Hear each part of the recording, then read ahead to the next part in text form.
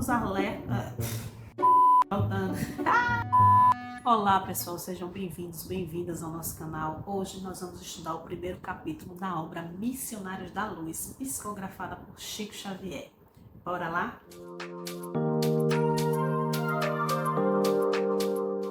Eu sou Tatiane Machado, estou aqui para estudar com vocês obras de mestres e mestras que nos ajudam a evoluir. E hoje nós vamos estudar o capítulo chamado O Psicógrafo, do livro Missionários da Luz. Esse é um dos livros mais profundos, mais instigantes da literatura espírita. Muito interessante esse livro, porque ele vai trabalhar com a questão da mediunidade e com a glândula pineal. Você já ouviu falar sobre a glândula pineal, que é uma glândula que fica lá no meio do nosso cérebro? Conta aí para mim nos comentários.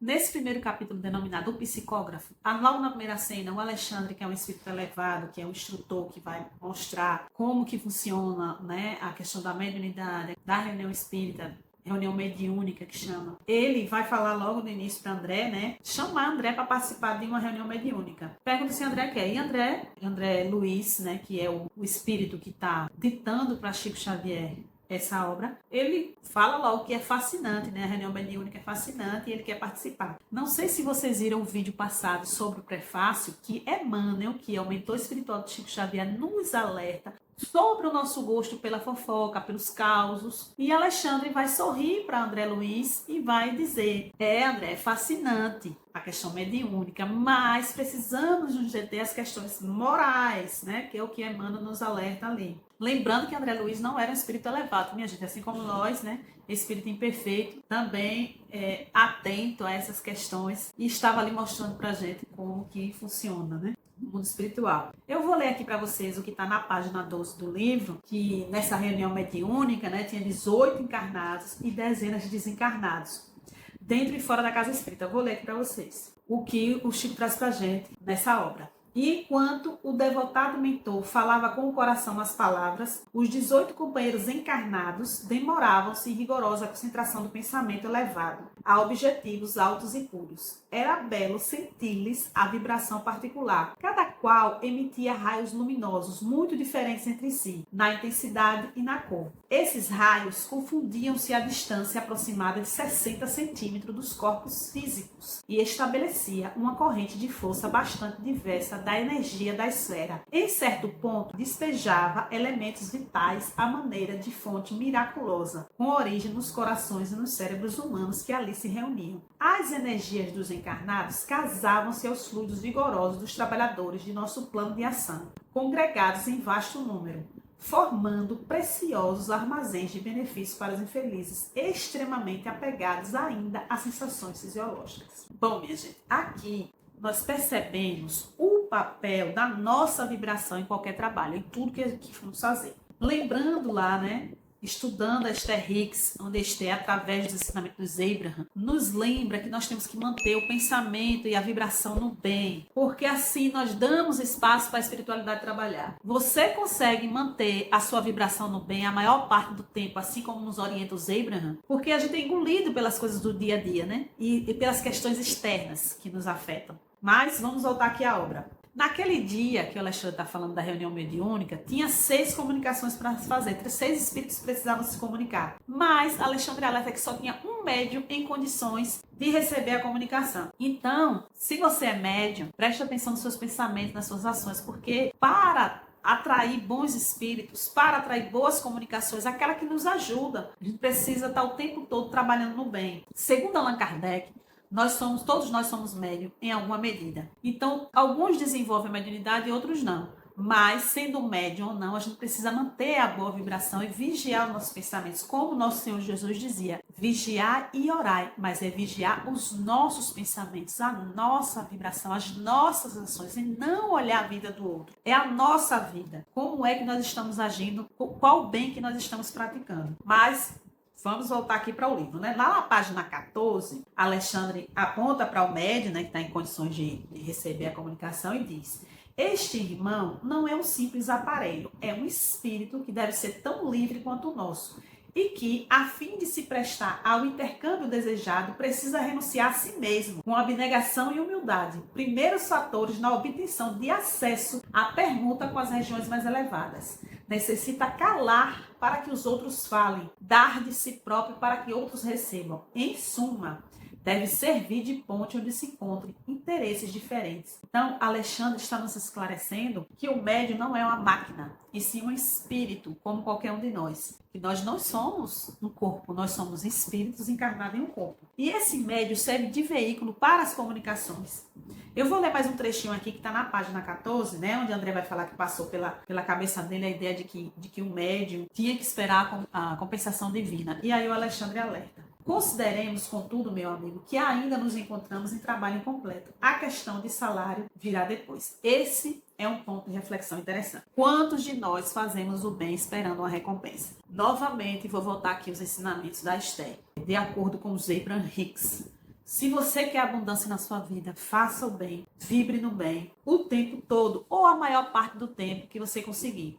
Vou dar um exemplo aqui de 2 grupos. Nós temos um grupo cristão das mais variadas denominações, que são muitos, e outro grupo materialista, de pessoas que não acreditam em nada, que são ateus. Todos os 2 grupos vão para a rua doar sopa, fazem sopa, levam sopa para pessoas em situação de rua. Os 2 grupos estão fazendo bem. Os cristãos estão lá fazendo bem, ajudando os irmãos em situação de rua, e isso acontece de verdade. Mas a maioria de nós, eu estou me incluindo no meio, estamos esperando uma recompensa, nem que seja após o desencarne, após a morte, após o falecimento, o nome que você quiser dar. E os ateus, eles não estão esperando recompensa nenhuma, porque eles não acreditam em nada.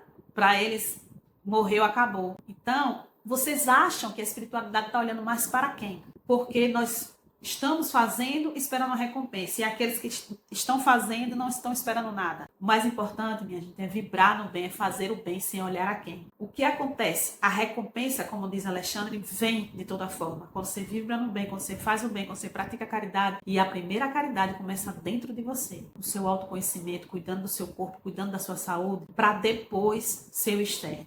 Então, quando a gente cuida da gente, lembra o nome do canal, Espiritualidade e o Cuidado de Si. Quando nós cuidamos de nós, quando a gente nos trata bem, nós vamos estar bem, vibrar no bem. E assim, estando bem, podemos ajudar outras pessoas. É isso que essas obras vêm nos trazer, vêm nos ajudar nesse cuidado de si, que eu acho tão importante. Vamos agora pegar esse ponto, esse exemplo e vir para a evangelioterapia. Vocês sabem que aqui eu não falo de religião, mas pratico a evangelioterapia. Jesus, lá na parábola do bom samaritano. O samaritano não era um povo bem visto pelos judeus da época. Mas o samaritano viu a pessoa caída lá no chão. Ele socorreu, ele levou para uma pousada. Ele não quis nada em troca, ele não quis nem reconhecimento, porque ele deixou o dinheiro lá e foi embora. Não quis saber, nem reconheceu quem era. Ele só fez ajudar pela ajuda, fazer o bem pelo bem. Enquanto outros passaram, viram o homem caído lá no chão, o sacerdote passou, viu o homem caído no chão, não fez nada. Então Jesus traz sobre essa parábola do samaritano e nós precisamos refletir. Será que nós ajudaríamos aqueles que estão à beira da estrada, caído lá no chão? Fazer o bem mesmo sem reconhecer? Porque fazer o bem a quem a gente gosta é fácil. Fazer o bem a quem é nossos amigos é fácil. Fazer o bem àqueles que estão lá na rua, aqueles que a gente não conhece, esse é o grande desafio. Mas vamos trazer para a nossa vida, vamos refletir e voltar aqui para a obra na página 15. Aí o Chico aqui me pega, né? Como eu sou cientista, falei para vocês no vídeo passado, que o Chico me ganha assim, né? Uma pessoa que não teve uma escolaridade grande, né? Que estudou só o fundamental ali, traz tanto conhecimento nessas obras, numa época que não tinha internet. Então é algo que me fascina bastante. Ele diz na página 15: as glândulas do rapaz, ele está falando do médium, transformaram-se em núcleos luminosos, à guisa de perfeitas oficinas elétricas. Detive-me, porém, na contemplação do cérebro em particular. Os condutores medulares formavam extenso pavio, sustentando a luz mental como chama generosa de uma vela de enormes proporções. Ele vai falar que tem um pavio que sai lá do cérebro e encontra a coluna vertebral. Mas antes de continuarmos, eu preciso dizer que eu sou socióloga, meu doutorado em educação, não sou da área da saúde. Então, se tiver aí algum fisiologista, alguma pessoa que entenda de anatomia do cérebro para nos ajudar, pode colocar aí nos comentários. Me corrija, por favor, se eu estiver errada. Mas lembrar que a glândula pineal, que é essa glândula de comunicação com os espíritos, segundo Chico, lá quando a obra foi escrita em 1945, não se tinha estudo sobre ela, os estudos eram muito poucos. E se acreditava que era uma glândula que estava ali, mas que não servia para nada, era da evolução humana. E depois, algum tempo depois, na década de 50, foi se descobrir que ela participava da produção da melatonina, que nós sabemos que é muito importante na questão do sono, né? Na questão do envelhecimento. Várias questões que estão envolvidas aí com a glândula pineal, e muitas coisas eu peguei do doutor Sérgio Felipe, que é neurocientista, e o doutorado dele foi justamente com a glândula pineal. Ele estudou sobre isso e ele fala também dessa obra do Chico, certo? Há muito tempo depois começaram a descobrir a importância dessa obra, né? O doutor Sérgio Felipe, ele montou até uma universidade chamada Unispírito. Quem tiver curiosidade, pesquisem aí. No próximo capítulo, no capítulo 2, nós vamos falar exatamente, estudar um pouco mais detidamente sobre a glândula pineal. Então, os biólogos aí, pessoal de anatomia, nos ajudem para ter um entendimento maior dessa glândula, que vai ser mais forte no segundo capítulo, que chama justamente epífise. Voltando aqui para a obra, na página 16, ele diz assim: no exercício mediúnico de qualquer modalidade, a epífise desempenha o papel mais importante. Através de suas forças equilibradas, a mente humana intensifica o poder de emissão e recepção de raios peculiares à nossa esfera. É nela, na epífise, que reside o sentido novo dos homens. Entretanto, na grande maioria deles, a potência divina dorme embrionária. Epífise, minha gente, é a mesma coisa que glândula pineal. Na época se chamava assim, esse nome já caiu em desuso, mas é assim que é tratado na maior parte do tempo na obra. Aqui nesse parágrafo que eu li, André Luiz nos chama a atenção da nossa potência divina, né? Como a epífise, a glândula pineal, faz essa ligação e que a gente não percebe. Como Jesus disse, vós sois deuses. Lembra dessa fala de Jesus? Trazendo aqui para a nossa evangelioterapia, que nós podemos fazer tudo que ele fez e muito mais. Cabe a cada um de nós fazer a nossa reforma íntima, a nossa evolução moral, para poder conseguir fazer aquilo que Jesus fazia, que não era milagre, é mecânica quântica. Nós já sabemos que é simples, né? É simples seguir o evangelho, mas não é fácil. Escrevam aí para mim, por favor. Vocês acham que é simples? Vocês concordam que não é fácil seguirmos o evangelho, as palavras de Jesus? Mas ele disse bem claramente, vós sois deuses. E André Luiz está dizendo aqui para a gente que a gente esquece que nós temos a potência divina dentro de cada um de nós. Essa centelha divina que está aqui gritando, querendo falar, e a gente não silencia para escutar. Por exemplo, a questão da oração. Nós oramos, nós meditamos, mas nós não conseguimos nos concentrar 10 minutos. Fazemos oração suplicando, implorando, com falta, com escassez, não entendendo que a fé é confiança total em Deus, que tudo já deu certo. Como diria Jesus, se orardes com fé, acreditando que já é seu, tudo vos será dado. Nós vamos meditar e ficamos pensando no marido, no traste, né? Tem muitos que estão falando no traste que não faz nada. No filho preguiçoso. A gente não consegue se concentrar nem 10 minutos. Tem uma obra que eu acho interessante, que eu gostaria depois de dar com vocês, O Poder do Agora, do Eckhart Tolle, que é uma obra que vai falar exatamente sobre a elevação espiritual a partir desse poder que nós temos de nos concentrar no agora, porque a gente não tem nenhum poder sobre o passado, porque já passou, e nenhum poder sobre o futuro, porque ele ainda não existe. O único poder que nós temos é daqui agora. O que a vida está exigindo de mim agora? Só gravar esse vídeo para vocês. O que a vida está exigindo de você agora? Se inscrever nesse canal, curtir esse vídeo, assistir ao vídeo e depois compartilhar com outras pessoas para estudar junto conosco. O que a vida está exigindo de você nesse momento? Mas a gente assiste ao vídeo pensando em outra coisa, fazendo outra coisa, não presta atenção. E é isso que o André Luiz traz pra gente. E por isso que é muito fascinante essas obras. Uma das lições mais marcantes desse capítulo é a importância da mediunidade como essa ferramenta de conexão realmente com o divino, né? Que o Alexandre vai nos alertar que o médium, ele não é autor da mensagem. O autor da mensagem é o espírito. Por isso que Chico não ficava com nenhum dinheiro das mais de 400 obras que ele escreveu, que ele psicografou. Porque ele dizia,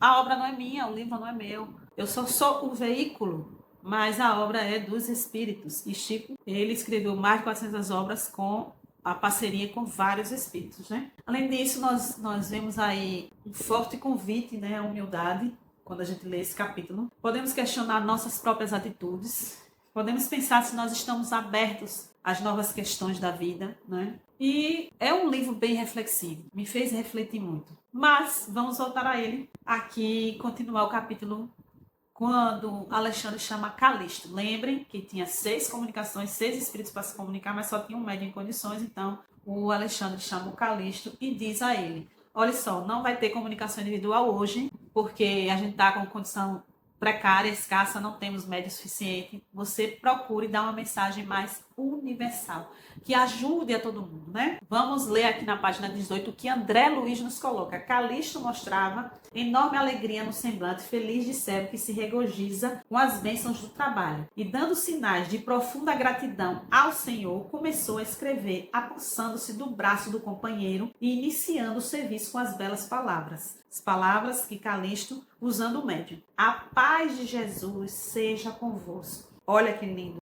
né? Lindo, gente, esse finalzinho aqui. Isso aqui é mais do que o relato da mediunidade. Nós vamos estudar mais detidamente sobre a mediunidade no capítulo 3, que André vai mostrar pra gente. Mas é sobre a nossa vida. É sobre como nós, apesar de não desenvolvermos a mediunidade, nós podemos psicografar nossa própria vida. Né? Trazer essas obras, trazer o Evangelho de Jesus, fazer, né, praticar a evangelioterapia para que a gente possa ter essa paz interior. Então é isso, pessoal. Espero que vocês tenham gostado de estudar esse primeiro capítulo da obra Missionários da Luz. Vou deixar aqui no final o prefácio para vocês assistirem, quem não assistiu, que foi o estudo 1. No próximo estudo, nós vamos estudar o capítulo 2, Epífise, sobre a glândula pineal. Não se esqueça de curtir, de comentar, de compartilhar, se vocês gostaram desse estudo. Eu vou deixar uma palavra aqui. Quem chegou até aqui também faz a mesma coisa. Vou escrever aí embaixo a palavra mediunidade, que eu acredito que resume bem esse capítulo. Vocês escrevam a palavra que vocês acham que resume melhor. Não esqueça, o sucesso está na sua mente.